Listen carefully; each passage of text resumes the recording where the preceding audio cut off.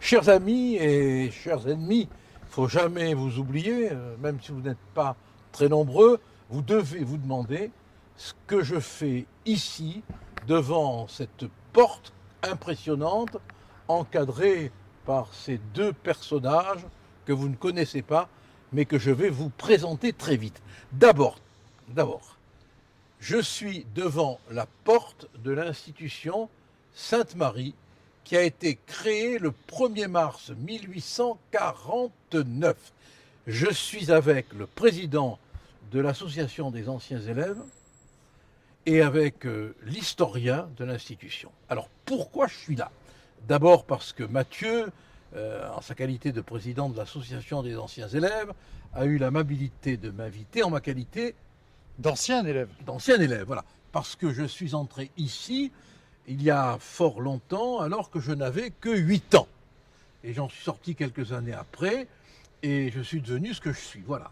Alors, Mathieu, 2 mots sur l'association quand même, et après, on va faire avec notre ami historien, Philippe, une visite de l'établissement en racontant ce que c'était à l'époque.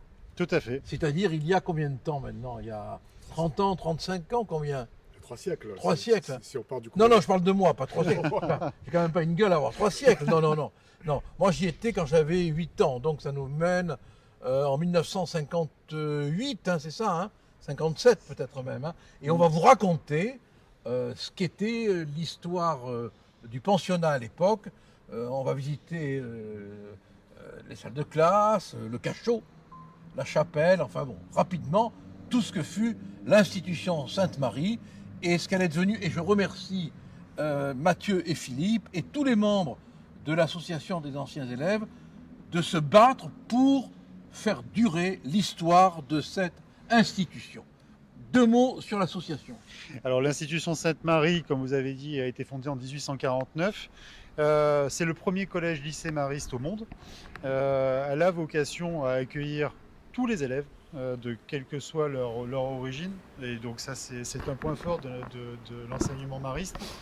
L'association des anciens est une association qui a été fondée peu après la création de l'institution, lorsqu'elle est devenue à vocation d'enseignement. Et les anciens ont toujours joué historiquement un rôle d'entretien et de transmission de l'histoire et du patrimoine auprès des plus jeunes, mais également auprès des anciens. Ça, c'est bien ça. Alors, Philippe, l'historien, on va...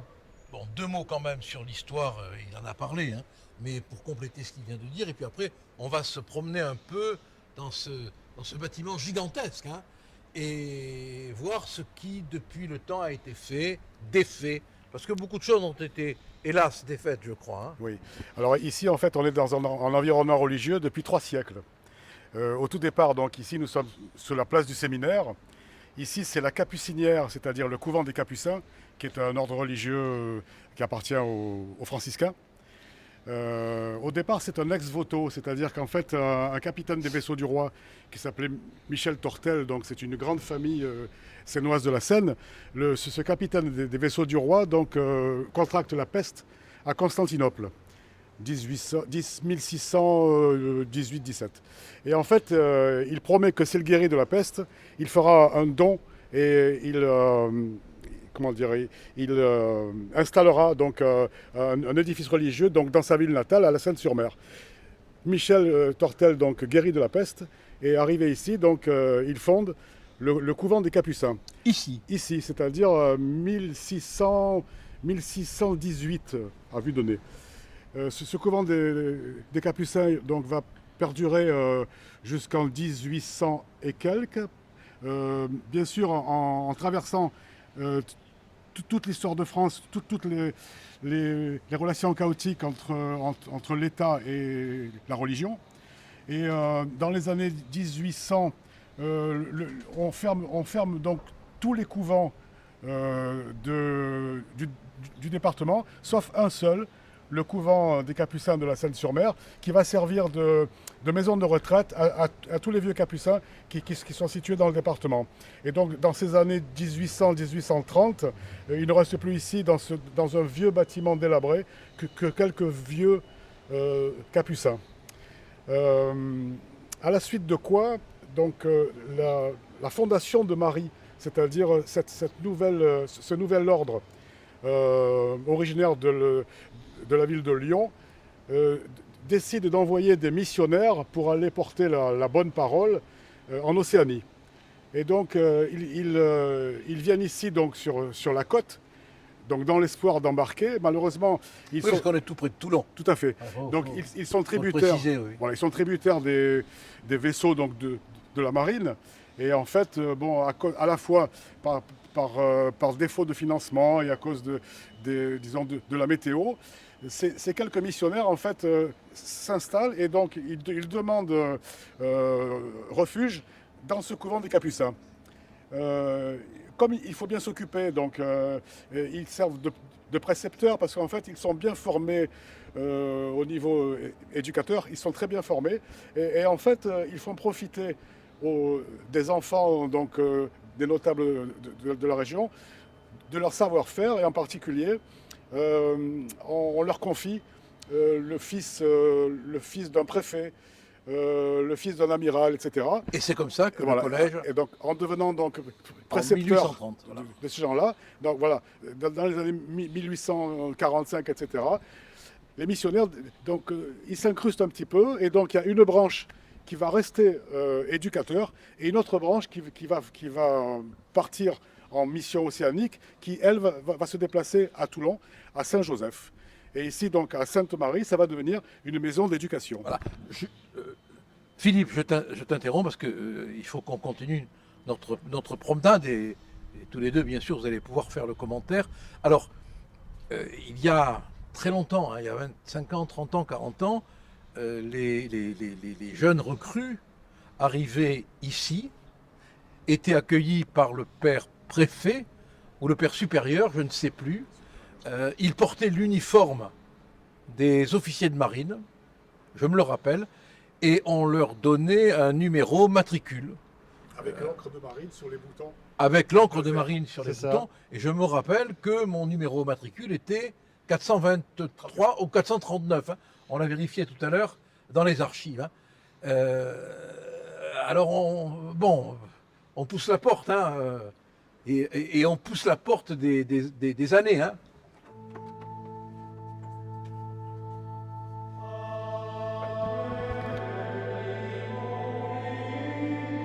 Dans le hall.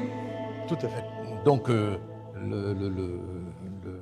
jeune qui arrivait, hein, ou le moins jeune. Hein. Ah non, parce que ça, c'était pour la première fois, pardon, hein, pour la première fois. Le jeune qui arrivait pour la première fois était conduit par le père supérieur ou par le père préfet, par cet escalier qui est là, jusqu'au premier étage. Nous sommes d'accord, hein? Oui. Jusqu'au premier étage, où il y avait encore à l'époque, elle n'y est plus maintenant, m'avez-vous dit, elle a été enlevée, je crois, hein, il y avait...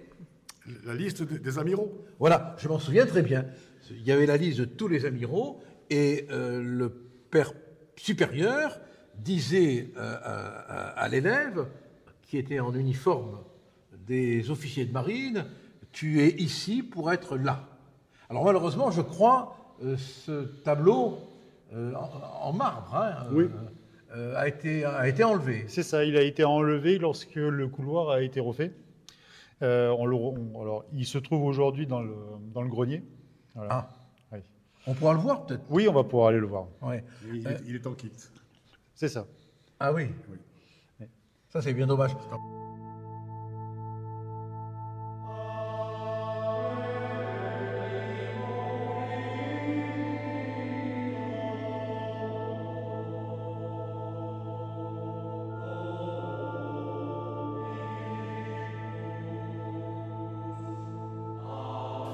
Alors là, on est à l'étage, et ici, alors on ne se retourne pas parce qu'il y a des photos d'élèves et on respecte le droit à l'image, hein, mais c'est ici qu'il y avait le fameux panneau sur lequel étaient gravés les noms de tous les amiraux de France.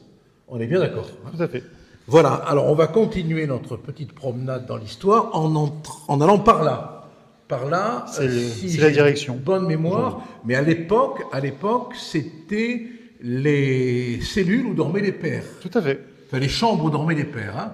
Je me rappelle que j'avais été puni pour avoir scotché une porte.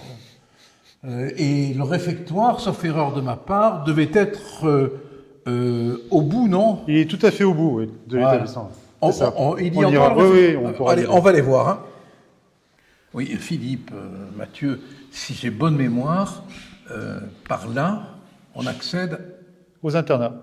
aux internats, donc au dortoir. Oui. Il y a encore des internes? Alors, il y a encore des internes, mais très peu. L'établissement souhaite conserver justement l'internat parce que ça fait son caractère qui est propre, hein, parce que c'est quand même son fondement. Et aujourd'hui, sur 1000 élèves, on doit en avoir moins de 100. Toi, j'étais externe à l'époque. Externe, oui. C'était en quelle année? Je suis sorti en 1972. Ouais. Nous, on avait un profond mépris pour les Je sais, externes. je sais. C'était vraiment Et pour nous. d'ailleurs, on nous le faisait bien sentir. Ah oui, c'est vrai. Ah bah oui. C'est vrai, c'est vrai. On était des pièces rapportées. quoi. Maltraité, quoi. Oui, oui, je me le rappelle très bien. Hein. Oui, oui. Bon, ben, je t'ai rien fait. Moi. Durant, on n'était pas de la Non, même ça, époque. c'est- Bon. Allez, on va aller jusqu'au dortoir. Là. Tout à fait. Alors, il faut imaginer que tout cet espace qu'on voit, qui maintenant est aménagé en classe, était Des dortoirs. le ou les dortoirs. Hein. Tout à fait. Oui, les dortoirs, parce que c'était selon les divisions, je crois, à l'époque. ça. Hein, c'est ça. Ah ben non, tu ne le savais pas, tu étais externe, toi, oui. Selon les divisions. Alors, vous vous rendez compte de la dimension des dortoirs. Alors, ça, c'est la longueur, mais la largeur était de combien de mètres? Alors là, je n'ai pas d'idée, Moi, mais... Moi, ça me paraît gigantesque dans la mémoire. Oui, parce qu'il n'y avait pas de mur. Ça, c'est des Il n'y cloisons avait qui ont pas de été mur, installées voilà. par la Tout ça, suite. c'est des cloisons. On s'en rend bien compte qui ont été rajoutées. Oui. C'est ça. Tout ça, c'était des dortoirs avec les fameux lavabos hein, qui étaient en ligne. Hein, C'est ça. Qui étaient en ligne sur 10, 15 mètres. Hein, 10-15 mètres. Très peu d'eau chaude. À aujourd'hui, cette génération de professeurs que nous avons eus passerait leur vie en correctionnel. Hein. Enfin bon, cela étant dit, on s'en porte pas plus mal, nous. Hein. Tout à fait. Tout à fait. Alors ici, à l'époque, c'était le paradis. Parce que c'était, et c'est toujours, je crois, l'infirmerie. Et de mémoire, je parle sous le contrôle de l'historien, l'infirmerie était tenue par des bonnes sœurs, qui étaient du reste jeunes et jolies. Jeunes et jolies. Je me rappelle que je suis resté à l'infirmerie, moi, une quinzaine de jours à la suite d'un accident de rugby. Et j'en garde un souvenir que je ne peux pas raconter. Mais vraiment, quand on arrivait ici, c'était le paradis, quoi. Hein. D'une manière proustienne, je me rappelle l'odeur des inhalations. Ils avaient encore les vieux inhalateurs, toi le Toubib, tu dois t'en souvenir. Hein, bien sûr. voilà. Et quand on arrivait ici, évidemment, bon, c'était le bonheur, quoi, le repos. Hein. Et alors, tu as connu le docteur Tolence, toi? Oui, bien sûr. Marius Tolence. Oui. Oui, j'ai bien connu. C'était le médecin Le médecin de Mariste, oui. Ah, ouais. effectivement. Ok, voilà, bon, ben, on ne peut pas visiter, je crois, l'infirmerie. Non, Elle c'est est fermé. Bon, Eh oui. parfait.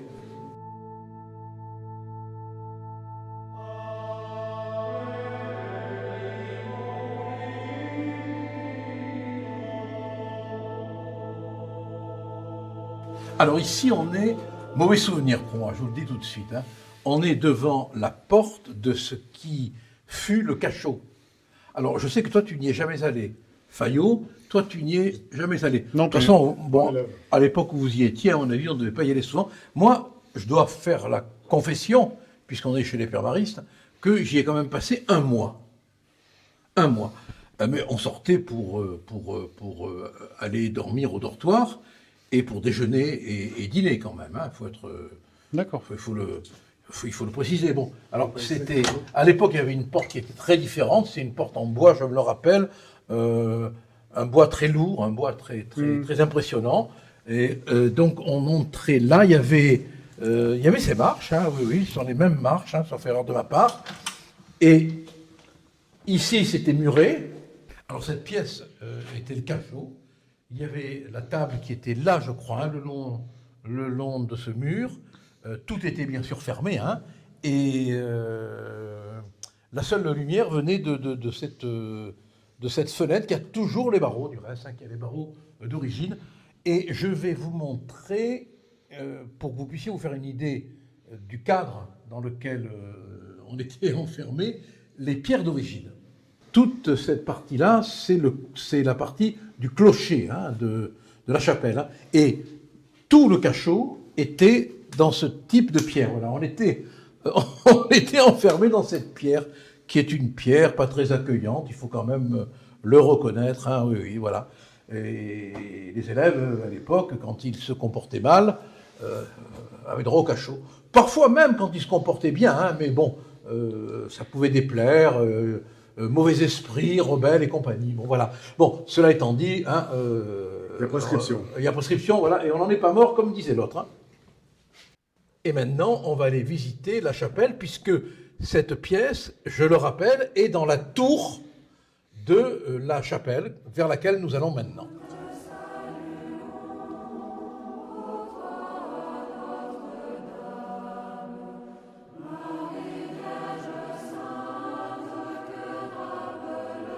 Alors là, on est dans la sacristie de la chapelle. Tout à fait. Est-ce qu'on y célèbre encore des messes dans cette chapelle? Non. À ma connaissance, non. Alors non, il y a certaines messes qui sont organisées par les orthodoxes le dimanche, puisque l'établissement loue la chapelle aux orthodoxes pour qu'ils viennent faire leur culte depuis la guerre, l'invasion de l'Ukraine par la Russie. Mais hormis certaines messes par des pères maristes pour la fête de l'établissement, enfin la fête de Marie ou autre, il n'y a plus de messe quotidienne, ni de messe hebdomadaire. Mon Dieu, mais quelle tristesse. Quelle tristesse, mon Dieu. Bon. Vous savez que moi j'étais enfant de chœur dans cette chapelle pendant 4 ans, je crois. Bon, je dois confesser que d'être enfant de chœur, ça permettait d'arriver au réfectoire avant les autres. Mais ce n'était pas pour ce motif-là que j'étais enfant de chœur, bien sûr. On va voir la chapelle. On va voir.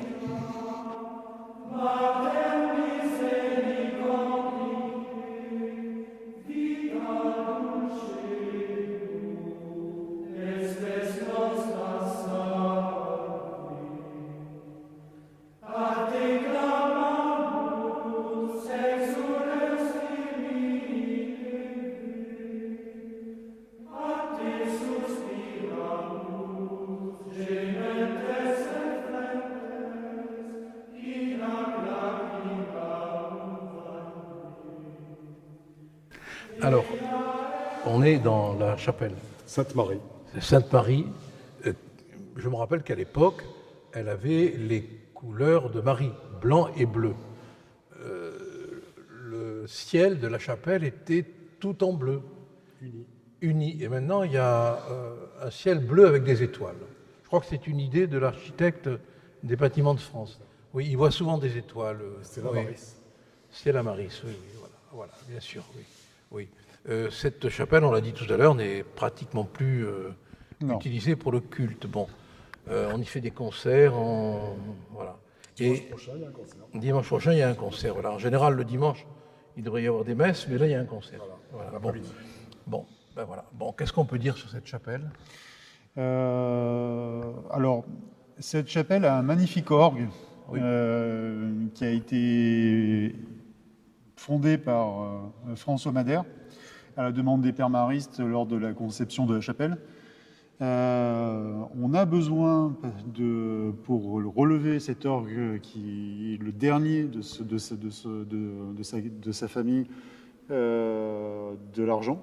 On ne vous cache pas, parce qu'on doit restaurer l'orgue et également l'escalier qui est attenant à l'orgue de manière à pouvoir à nouveau organiser des concerts et faire profiter l'école de musique de Toulon qui est à côté de cet instrument-là. Puisqu'aujourd'hui, la Seine a 3 orgues, mais plus aucun ne fonctionne. Ah bon. Donc, celui qui est le plus avancé, puisqu'on a fait un devis, on est en cours de récolte d'argent pour l'orgue et pour l'escalier. On a besoin vraiment de la participation des anciens, parce que seul, on ne pourra pas y arriver. Oui, donc il faut lancer un appel à tous les anciens. Mais alors, je suppose que l'association a un site. Oui. Bon, tout ça, on l'indiquera du reste, hein, Franck? On l'indiquera pour que les anciens se bougent, quoi, parce que j'ai envie de leur dire que après cette visite, j'ai vraiment l'impression que l'institution Sainte-Marie A besoin d'aide. a besoin d'aide, hein, vraiment. Oui. Hein. Alors ce qu'il faut dire aussi, c'est que cet orgue a une valeur historique. Oui. Parce qu'en fait, c'est le plus ancien orgue existant, réparable, restaurable, de François Madère. François Madère, c'est le grand facteur d'orgue. Qui travaillait à la fois pour son compte et pour le compte de Cavaillé-Coll, c'est-à-dire le Stradivarius des facteurs d'orgue. Donc ici, la ville de la Seine possède un autre orgue de François Madère, mais qui est de 1892, alors que celui-ci, c'est vraiment le plus ancien, 1860. Il a été livré en 1864, en même temps qu'on a livré, que les comment dire, Artisans. je trouve pas le mot. Enfin, en même temps que l'église a été livrée opérationnelle, disons, c'est-à-dire en 1864, l'orgue a été installé et opérationnel. Donc c'est vraiment, historiquement, ça a une grande valeur, c'est unique. Et à l'heure Et actuelle, surtout, il est réparable. Oui. à l'heure actuelle, l'orgue ne fonctionne plus. Non. Non, il a été vandalisé. Il a été vandalisé et il est réparable. Oui. Ben, il faut qu'il fasse en sorte qu'on le répare. Hein. Tu voulais dire quelque chose tout à l'heure? Oui, l'orgue n'a pas une vocation uniquement religieuse dans cette histoire. C'est-à-dire que vraiment, on a des élèves de l'école de musique de Toulon qui souhaitent pouvoir jouer de l'orgue. On a des futurs organistes. On a la possibilité de pouvoir faire venir des anciens élèves qui sont également organistes pour venir jouer sur cet orgue-là. C'est l'histoire de l'établissement qui se joue aujourd'hui, puisque cet orgue-là, c'est vraiment ce que fut l'établissement, c'est-à-dire un établissement religieux certes, mais également qui permettait de rassembler autour de cette chapelle et autour de cet orgue-là. Donc c'est vraiment un appel du cœur, parce qu'il faut qu'aujourd'hui, avec la baisse des dotations et le fait que le Conseil général, par exemple, ne veuille pas nous subventionner pour mauvais genre. Pardon? Pour mauvais genre. C'est-à-dire que ça fait mauvais genre de demander une subvention pour un orgue. Non, c'est une blague. Non, c'est pas une blague. C'est pas une blague. Le conseil départemental refuse la subvention au motif que demander de réparer l'orgue, ça fait mauvais genre. Tout à fait. Oui, j'ai eu la personne qui s'occupe des marchés qui m'a appelé parce qu'elle avait besoin du papier de propriété de l'orgue, pourquoi nous étions effectivement propriétaires de l'orgue. Et elle m'a dit, mais vous savez, ça passera jamais parce que ça fait mauvais genre. Pauvre France. Bon. Donc, Écoutez, dans cette chapelle, ne désespérons pas de l'espérance. Merci, hein. mais de rien. Merci pour cette visite dans ma mémoire. On est tous des anciens élèves hein, de l'institution Sainte-Marie. J'ai envie de dire aux anciens qui nous écouteront peut-être de se bouger, parce que c'est leur mémoire affective, physique, leur mémoire spirituelle qui est maltraitée.